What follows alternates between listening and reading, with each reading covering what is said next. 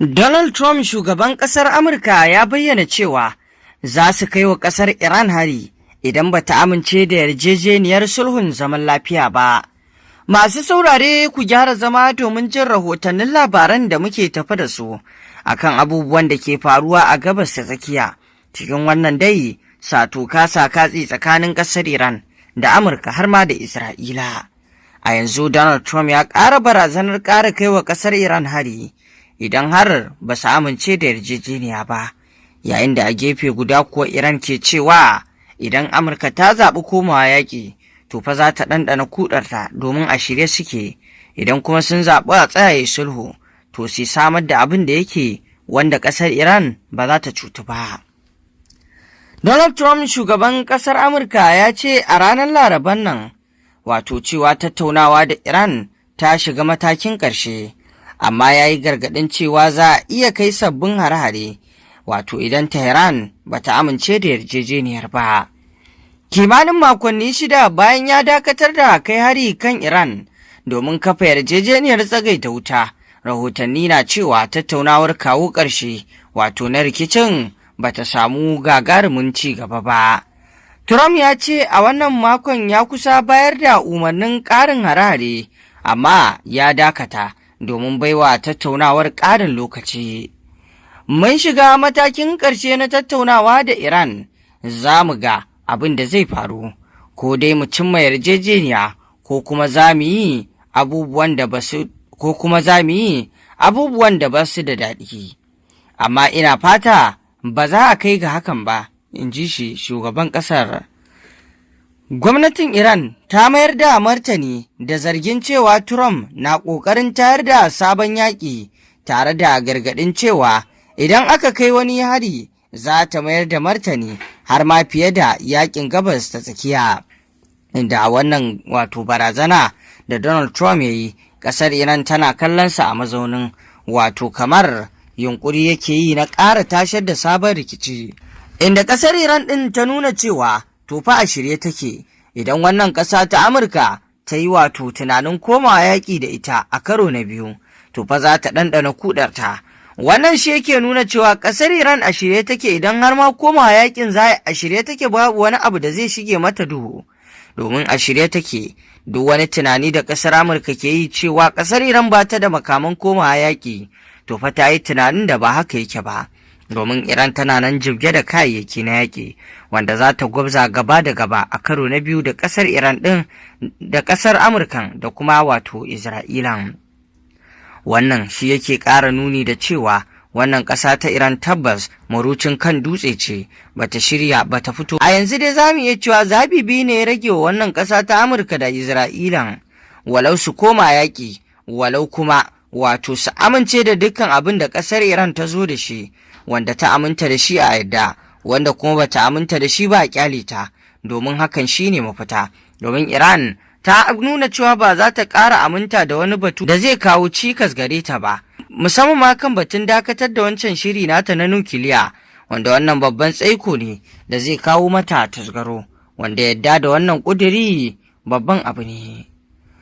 A ɗaya rahoton kuwa jiragen ruwa 26 sun ratsa ta mashigar Hormuz cikin kwana ɗaya. Rundunar juyin juya hali ta Iran ta ce ta bar jiragen ruwa guda 26 sun wuce ta mashigar ta Hormuz a cikin sa'o'i 24. Ta ce manyan tankokin mai da sauran jiragen ruwa na 'yan kasuwa sun wuce ta mashigar da taimakon dakarunta na ruwa. Ɗaruruwan jiragen ruwa ne suka makale a mashigar ta Hormuz, yayin da ake ci gaba da nuna damuwa kan wato tasirin hakan a duniya. A ranar Litinin ne Iran ta sanar da kafa hukumar kula da mashigar da za ta riƙa wato daidaitawa da kula da cunkoso a mashigar. Jirgin Koriya ta Kudu da manyan tankokin China biyu na daga wato cikin waɗanda suka ratsa ta mashigar ta Hormuz a jiya 20 da wato ranar Laraba kenan. Makiya na neman sake ƙaddamar da yaƙi a Iran. Shugaban Majalisar Dokokin Iran, Muhammad Bagir Galibaf, ya ce motsin da makiyan ƙasar ke yi a fili da kuma a ɓoye na nuna cewa har yanzu ba su yi watsi da manufofinsu na kai hare-hare na nuna cewa har yanzu ba su yi watsi da manufofinsu na kai hare-hare a ƙasar ta Iran ba. Suna neman su ƙaddamar da yaƙi. Ghalibaf ya bayyana haka ne a cikin saƙon murya na uku da ya fitar, inda ya yi nuni da cewa wata guda kenan da tsagaita wuta, yana mai cewa yanayin siyasar da ke kewaye da shugaban Amurka Donald Trump na da tasiri wajen yanke hukunci game da Iran.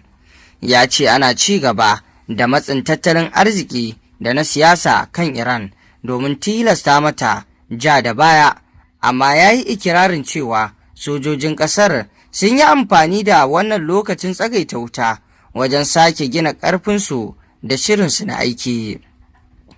Shugaban majalisar ya kuma soki wasu ɓangarorin siyasa a cikin gida, yana zargin su da yin watsi da yanayin tsaro tare da mayar da hankali sosai wajen sukar gwamnati. Ya ce irin waɗannan sukar na iya cutar da haɗin kan ƙasar.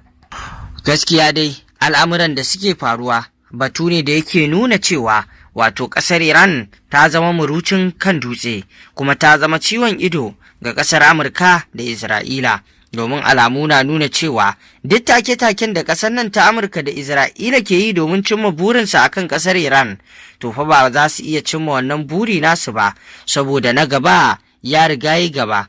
Tun suna bacci, Iran ta tashi ta hau hanya ba ma su sani ba. A yanzu mai iya kawo ƙarshen ƙasar Iran to fa sai ya shirya, kuma tabbas sai dai wani ikon Ubangiji, amma mutanen nan sun riga sun yi ƙarfin da sai dai Amurka da Isra'ila su kyale. Haka kuma idan muka tafi Indonesia, Indonesia na shirin tsaurara dokar fitar da manja da gawayi zuwa ƙetare. Shugaban ƙasar Indonesia ya shaida cewa zai tsaurara matakan hana fitar da kayayyaki zuwa ƙasashen ƙetare, wanda suka haɗa da manja da gawayi, matakin da ke shan suka daga masu samar da su. Ya ce ƙasarsa ta yi asarar kusan dala tiriliyan 1 a cikin shekaru 30 sakamakon sayar da kayan da rahusa ga ƙasashen ƙetare. Ya ce zai ɗauki matakin da ma'aikatan gwamnatin ne kaɗai za su rika fitar da kayan.